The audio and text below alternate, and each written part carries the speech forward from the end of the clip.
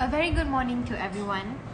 I, DHIVIYA, and with me, Farhan Afiq, is going to tell you guys a few stories about the brutal murder that occurred in Malaysia. Some of the killers had been arrested, had received sentence to death, and some of them are still free out there. The first one would be the murder of Datuk Mazlan Idris on July 23rd, 1993. The famous brutal criminals with a scary smile murdered brutally of the Batu Talam State Assemblyman members Datuk Mazlan Idris by cutting Datuk Mazlan's body into 18 pieces. Mona, with her husband Nur Effendi, Abdul Rahman and his assistant Juraimi Hassan, was convicted for the murder committed. Mona, also known as a shaman to local political expert, had offered Datuk Mazlan a stick and an amulet which she said belonged to the former president of Indonesia, Sukarno. Priced over 2.5 million ringgit, Datuk Mazlan took Mona as his private shaman and agreed to pay the deposit of 500,000. The horrible moment struck when Datuk Mazlan being told to lie down facing the ceiling. Mona and Effendi convinced Datuk Mazlan that the money will fall from the sky. Little did he know that it was only a trick from Mona. Then, Juraimi was instructed to slash Datuk Mazlan's neck and continue slashing his body into 18 pieces all by himself. After further investigation, Mona, Juraimi was caught shopping like maniacs with using the money from Datuk Mazlan after he was killed. When the story was spread about the murder of Datuk Mazlan being slashed into 18 pieces makes the big headline in the news, it shocked all Malaysians to their core. Mona, Effendi and Juraimi was finally being sentenced to death together on 22nd November 2001. Mona's corpse was then buried in her hometown Pahang. The most memorable moment is when Mona had smiled and shouted, "I will never die," before she was hanged. So till this day, the crime that she committed was the most brutal crime in Malaysia. Next would be the murder of Al-Tantuya Sharibu on 27 November 2006. A fashion model, Al-Tantuya Sharibu, 28, was found dead in Selangor. The police believe that she was shot in the head twice and her body was blown into pieces. It was understood that C4 explosive used in demolition work were used to blow up her body in effort to destroy all evidence against the suspect. The Malaysian police found fragments of bones and later verified as hers in the forested land near the Subang Dam in Puncak Alam, Shah Alam. After Al-Tantuya went missing about 3 weeks, the Malaysian media report that the information provided by her sister and cousin led to the arrest of 3 police officers: a chief inspector, a woman detective, and a corporal of the local special force. Her sister and cousin lodged police report when Al-Tantuya did not return to her hotel on October 19. Members of the police force were arrested during the murder investigation. The 2 murder suspects have been named as Chief Inspector Azila Hadri and Corporal Sirul Azhar Umar. They had been members of the elite unit Tindakan Khas, the Malaysian Police Special Action Force of Counter-Terrorism Unit, and were both assigned to the office of former Prime Minister Najib Razak, albeit as bodyguards who was also the defense minister at the time of the murder. The police officers were arrested when a lower court ruled there had been gaps in the evidence against them. But on 13 January 2008, Malaysia's highest court overturned the acquittal and reinstated the death sentence. Cyril was not in the court for the decision. The Shah Alam High Court meted out the death sentence of 2 of the accused on 9th April 2009, wrapping up the 159th day trial. That is all from me. I think it's Farhan's turn to tell us more crime stories. Over to you, Farhan. Thank you, Dia. My name is Farhan Afiq, and I will continue this video on most shocking and brutal murder story that happened in Malaysia. Number 6 is the Tampere murder case. 4 bodies was found dead in horrific, brutal, and including a headless body that believed to be killed in 2 separate houses located near Kampung Batang Rokan Gemenceh, Negeri Sembilan. Victim identified as Atano, 90 years old, who is a former imam of the village, and his wife, Sofia Katas, 80 years old. Their son-in-law, Ismail Awang, 76, and Ismail daughter, Siti Khatijah Ismail, 22 years old. Negeri Sembilan Police Chief, Dato' Osman Saleh, said 4 bodies was believed killed around 10 in the morning, but the incident was discovered after another daughter of Ismail, Siti Mariam, 18 years old, come home from school at 3:30 in the evening. They are knife stabbed at all the victims, and at the last knife is stabbed on the chest of Siti Khadijah. Atan been chopped off his left hand, and Sofia been chopped off his right hand, while Ismail been chopped off his head. The police refused that this case is not a robbery motive and are investigating all possibilities, including misunderstanding. The case is being investigated under Section 302 of the Penal Code, which lead to hanging to death sentences. The suspect, Rashidi Ismail, 34 years old, a banker, was caught at Jalan Masjid India pedestrian bridge after being identified by auxiliary police, who received the picture of the suspect from police headquarters. The police then tried to apprehend Rashidi, and there has been a scuffle between the police and Rashidi for 20 minutes.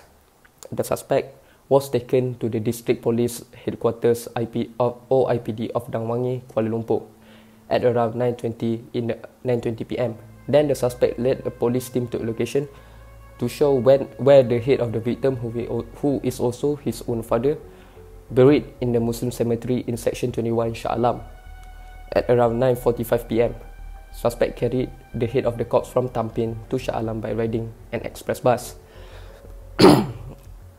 Suspect then was confirmed to have mental illness. Number 7, the murder case of Datuk Sosilawati. Datuk Sosilawati, 47, her driver, Kamaruddin Shamsuddin, 44, bank officer, Nur Hisham Muhammad, 38, and lawyer, Ahmad Kamil Abdul Karim, 32, were reported missing after they went to Banting for a land deal. Their disappearance made headlines nationwide. Former lawyer N. Patamanaban, 43, and farm workers T. Tilayalangan, 21, R. Matan, 22, and R. Katanayaran, 33, are accused of murdering Sosilawati and her aides at Lot 2001, Jalan Tanjung Layang, Tanjung Sepat, Banting, Selangor, between 8:30 p.m. and 9:40 p.m. on August 30, 2010. A black BMW X5 car with registration WTL11 used by Sosilawati on the day she was reported missing was found at the car park of flat Angsana, Pangsapuri USJ, Subang Jaya, while a black BMW car with registration AAJ5 belonging to Ahmad Kamil was found in an area in front of a double-storey terrace housing project near the Grand Dorset Hotel, Subang Jaya. Bukit Aman Federal Police Criminal Investigation on Department Director CID Datuk Seri Muhammad Bakri Zinin confirmed the 4 victims were brutally killed and then burned at a farm while their ashes were strewn in a river nearby. Patamanaban, together with Tilayalangan, Matan and Katavarayan, were charged in the Teluk Datuk Magistrates Court, Banting, with the murder of Sosilawati, Nur Hisham, Ahmad Kamil and Kamaruddin. A forensic expert from Kuala Lumpur Hospital, HKL, Datuk Nurdiza Abdullah, testified that 2030 of the 2040 specimens found in the river and farm in Banting claimed to be the locations of the murder could possibly be that of human bones and teeth. She also said that the bones showed traces of them being burned or exposed to very high temperature of at least 800 degrees Celsius. Dr. Nurhayati Jaafar, also from the forensic department of HKL, confirmed that 7 of the 10 tooth samples found in at Sungai Pancau and Ladang Gadong said to be the location where the 4 victims were murdered were human teeth. The DNA profile of Nur Hisham was obtained from the blood stain on the cricket bat.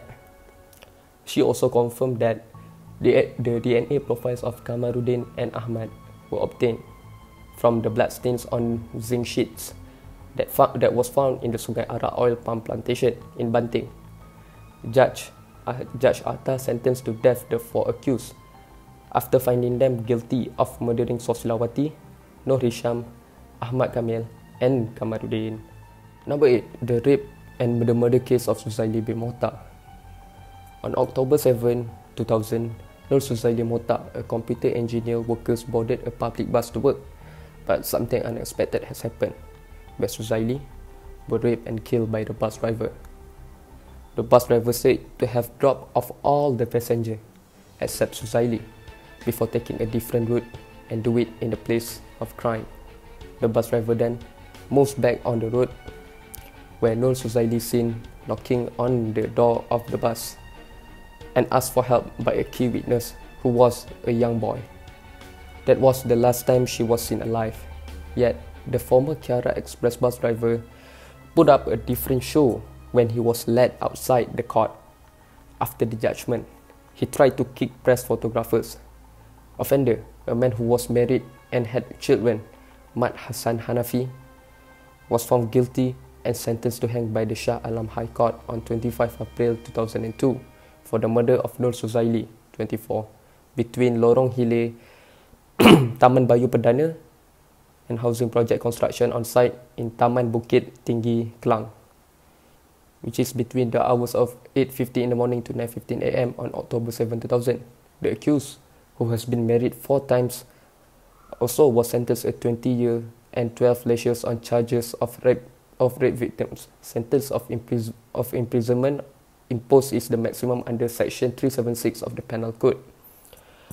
Hanafi was sentenced to death in 2008. Number 9. The Mamali Incident. The Mamali Incident was a major and controversial incident that occurred in the remote village of Mamali, Baling, in the Malaysian state of Kedah on 90th November 1985. A team of 200 policemen under orders from the acting Prime Minister and Home Minister Musa Hitam laid siege to kampung houses in Mamali, near Baling in Kedah. The houses were occupied by an Islamic sect of about 400 people led by Ibrahim Mahmud, aka Ibrahim Libya. Ibrahim was a local religious teacher who had received part of his education at the University of Tripoli in Libya, hence his nickname Ibrahim Libya. The police wanted to arrest Ibrahim Mahmud under the Internal Security Act for creating discord and disharmony, but he refused to give himself up.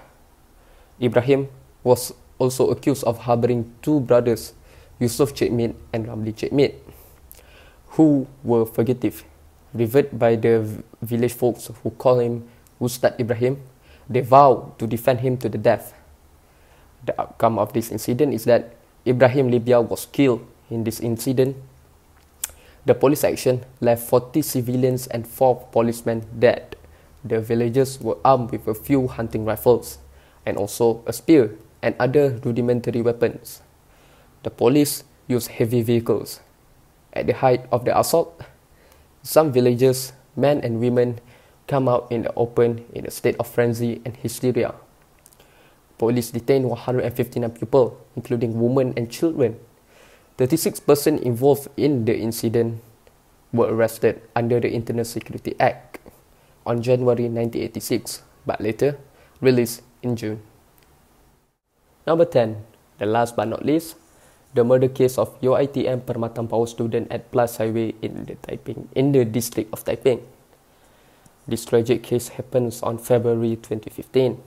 The chronology of the case started when suspect goes to see the victim to return the laptop that suspect borrows from the victim. Then the victim was persuaded by the suspect to ride along with him. The friend of the victim, who knows that victim was going out with the suspect, is curious of what will happen. Then she calls the victim parents to inform them. On 11 in the morning, parents of the victim called the suspect parents to inform them regarding of this matter. Know about their son's action on kidnapping the victim. The parents of the suspect tried to convince the suspect to return the girl, but it is too late. The victim was being stabbed and currently in a critical condition. Shocked and sad about the news, the parents of the victim rushes to hospital Kuala Kangsar, but it was too late. During their journey, police calls them to inform that their daughter was passed away. The result from the postmortem shows that the victim died because of stabbing in the throat, which is 6 cm long, that snapped the carotid artery, which caused severe bleeding. The witness said that a Proton Perdana stopped in the emergency lane. Witness also saw the suspect pull the hair of the victim and asked the victim to exit the car. After the scene, the victim was left at the roadside and suspect goes to the hillside of the highway to throw the knife that had been used to stab the victim. Suspect was detained and charged for murdering under 302 Act. On March 2019, the court was ruled that suspect was found guilty of murder and was sentenced to death by hanging. Surely there have been a lot of interesting, controversial, brutal, and shocking murder cases in Malaysia. The lesson that we can learn is that there is no person in this world that can take other people's life. Life is too short to commit a crime, so don't waste our life. That is all from us. Thank you for watching.